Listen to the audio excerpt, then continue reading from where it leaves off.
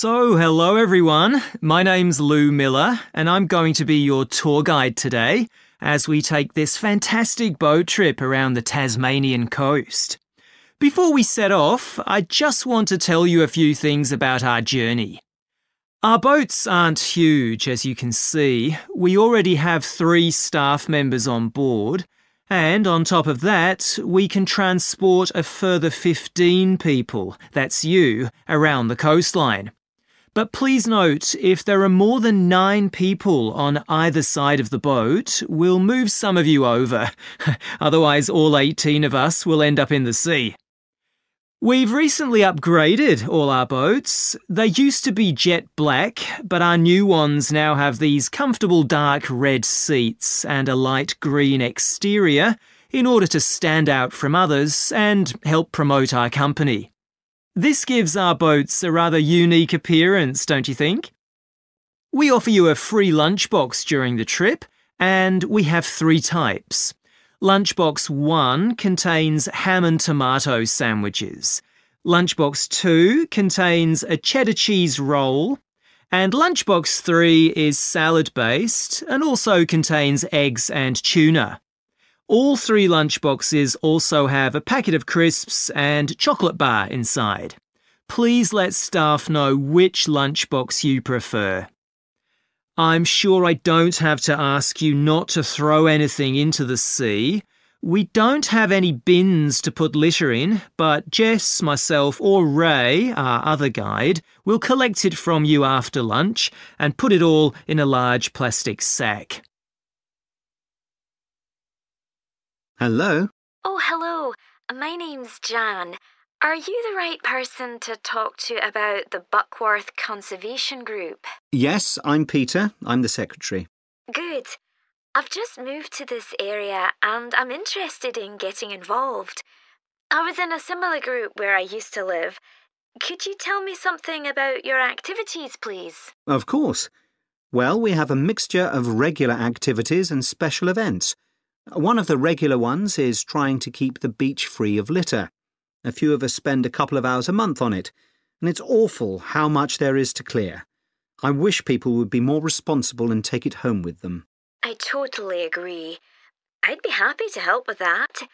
Is it okay to take dogs? I'm afraid not, as they're banned from the beach itself. You can take them along the cliffs, though, and children are welcome. Right. We also manage a nature reserve, and there's a lot to do there all year round. For example, because it's a popular place to visit, we spend a lot of time looking after the paths and making sure they're in good condition for walking. I could certainly help with that. Good. And we have a programme of creating new habitats there. We've just finished making and installing nesting boxes for birds to use, and next we're going to work on encouraging insects. They're important for the biodiversity of the reserve. They certainly are. Oh, and we're also running a project to identify the different species of butterflies that visit the reserve. You might be interested in taking part in that. Sure.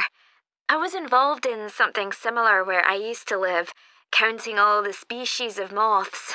I'd enjoy that. Another job we're doing at the reserve is replacing the wall on the southern side, between the parking area and our woodshed. It was badly damaged in a storm last month. Okay. Then, as I said, we have a programme of events as well, both at the weekend and during the week. Right. I presume you have guided walks. I'd like to get to know the local countryside as I'm new to the area. Yes, we do. The next walk is to Ruston Island a week on Saturday. We'll be meeting in the car park at Dunsmore Beach at low tide. That's when the sands are dry enough for us to walk to the island without getting wet. Sounds good. The island's a great place to explore. It's quite small and it's got a range of habitats. It's also an ideal location for seeing seals just off the coast or even on the beach. Okay. And is there anything we should bring? Like a picnic, for instance? Yes, do bring one, as it's a full-day walk. And of course, it'll be wet walking across and back, so make sure your boots are waterproof. I must buy a new pair. There's a hole in one of my current ones. Well, I'd definitely like to come on the walk. Great.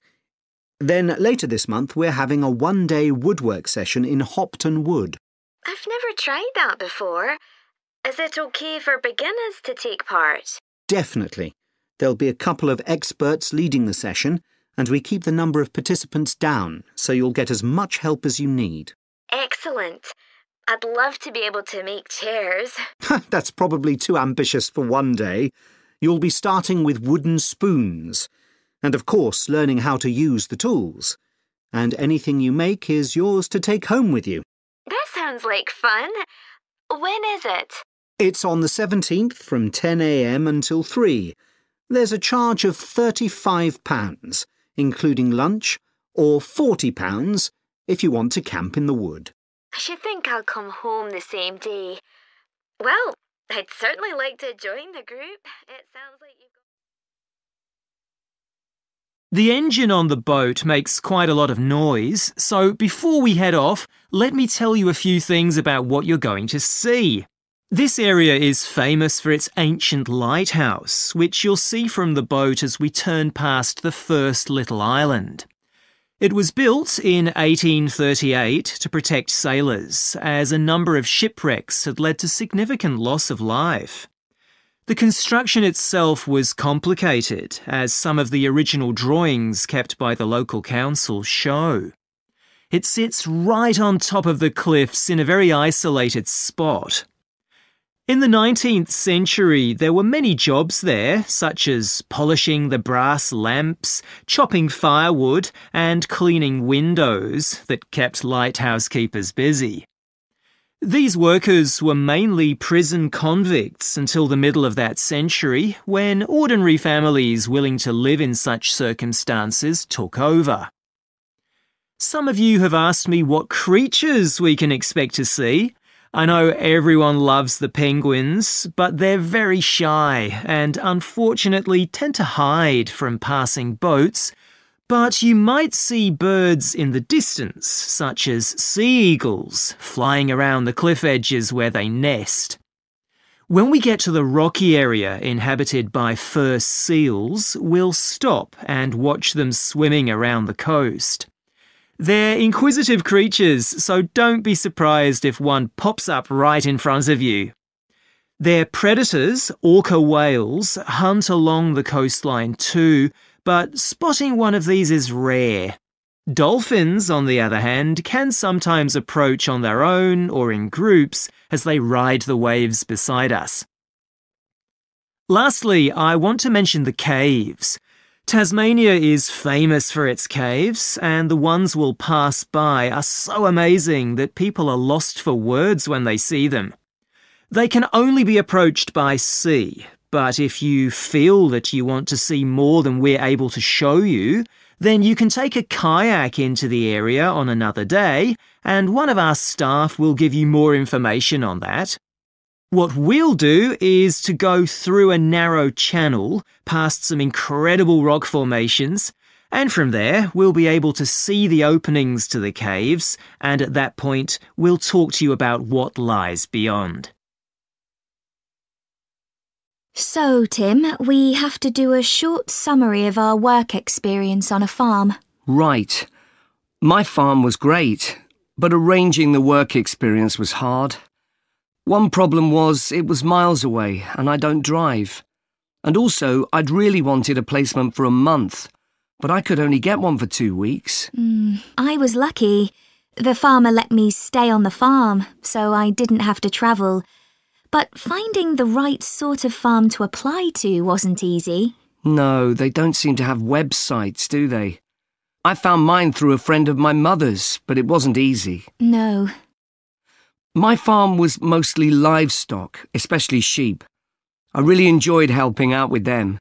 I was up most of one night helping a sheep deliver a lamb. On your own? No, the farmer was there, and he told me what to do. It wasn't a straightforward birth, but I managed. It was a great feeling to see the lamb stagger to its feet and start feeding almost straight away, and to know that it was okay.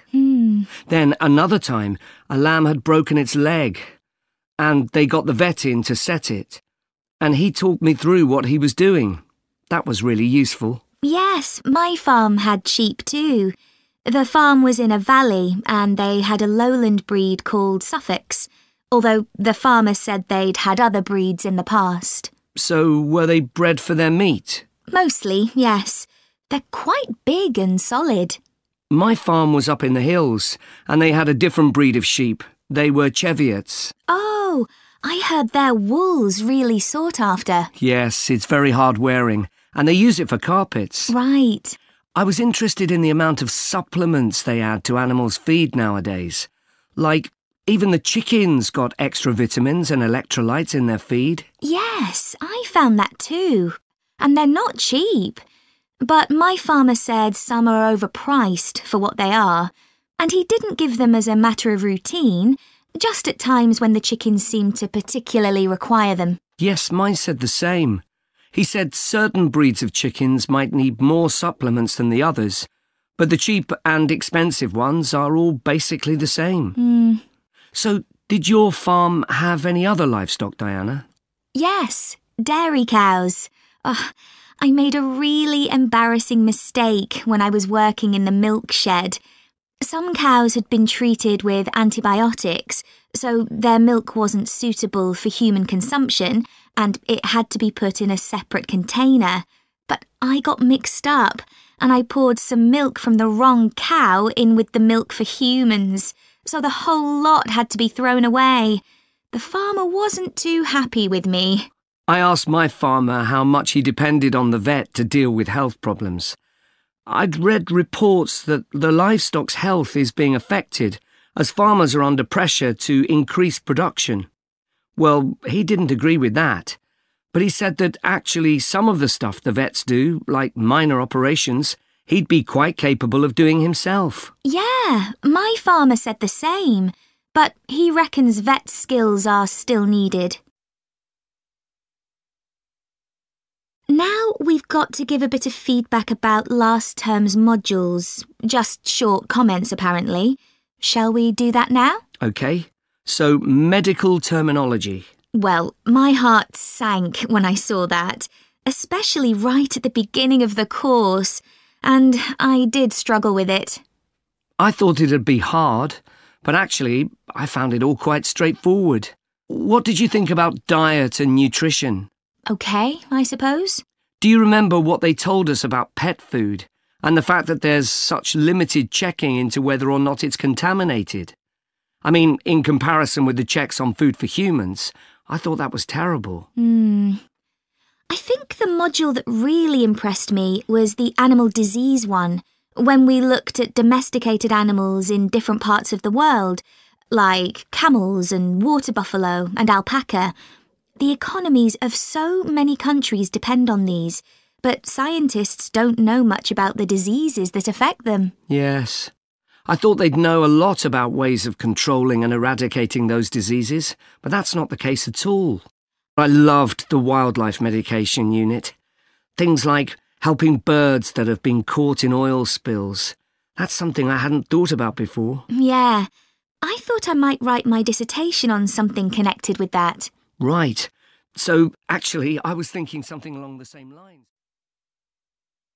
Labyrinths have existed for well over 4,000 years. Labyrinths and labyrinthine symbols have been found in regions as diverse as modern-day Turkey, Ireland, Greece, and India. There are various designs of labyrinth, but what they all have in common is a winding spiral path which leads to a central area. There is one starting point at the entrance, and the goal is to reach the central area. Finding your way through a labyrinth involves many twists and turns, but it's not possible to get lost, as there is only one single path. In modern times, the word labyrinth has taken on a different meaning, and is often used as a synonym for a maze. A maze is quite different, as it is a kind of puzzle with an intricate network of paths. Mazes became fashionable in the 15th and 16th centuries in Europe and can still be found in the gardens of great houses and palaces. The paths are usually surrounded by thick, high hedges so that it's not possible to see over them. Entering a maze usually involves getting lost a few times before using logic to work out the pattern and find your way to the centre and then out again. There are lots of dead ends and paths which lead you back to where you started. The word maze is believed to come from a Scandinavian word for a state of confusion. This is where the word amazing comes from. Labyrinths, on the other hand, have a very different function. Although people now often refer to things they find complicated as labyrinths, this is not how they were seen in the past. The winding spiral of the labyrinth has been used for centuries as a metaphor for life's journey. It served as a spiritual reminder that there is purpose and meaning to our lives, and helped to give people a sense of direction. Labyrinths are thought to encourage a feeling of calm, and have been used as a meditation and prayer tool in many cultures over many centuries. The earliest examples of the labyrinth spiral pattern have been found carved into stone, from Sardinia to Scandinavia, from Arizona to India to Africa. In Europe, these spiral carvings date from the late Bronze Age. The Native American Pima tribe wove baskets with a circular labyrinth design that depicted their own cosmology. In ancient Greece, the labyrinth spiral was used on coins around 4,000 years ago. Labyrinths made of mosaics were commonly found in bathhouses, villas, and tombs throughout the Roman Empire. In northern Europe, there were actual physical labyrinths designed for walking on. These were cut into the turf or grass, usually in a circular pattern. The origin of these walking labyrinths remains unclear, but they were probably used for fertility rites, which may date back thousands of years. 11 examples of turf labyrinths survive today, including the largest one at Saffron Walden, England, which used to have a large tree in the middle of it.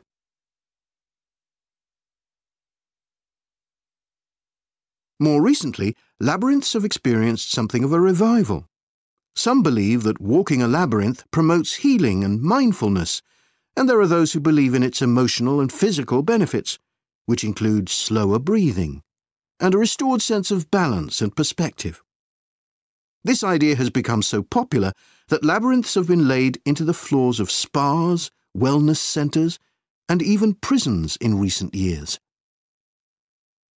A pamphlet at Colorado Children's Hospital informs patients that walking a labyrinth can often calm people in the midst of a crisis. And apparently, it's not only patients who benefit. Many visitors find walking a labyrinth less stressful than sitting in a corridor or waiting room. Some doctors even walk the labyrinth during their breaks. In some hospitals, patients who can't walk can have a paper finger labyrinth brought to their bed. The science behind the theory is a little sketchy, but there are dozens of small-scale studies which support claims about the benefits of labyrinths. For example, one study found that walking a labyrinth provided short-term calming, relaxation and relief from anxiety for Alzheimer's patients. So what is it about labyrinths that makes their appeal so universal?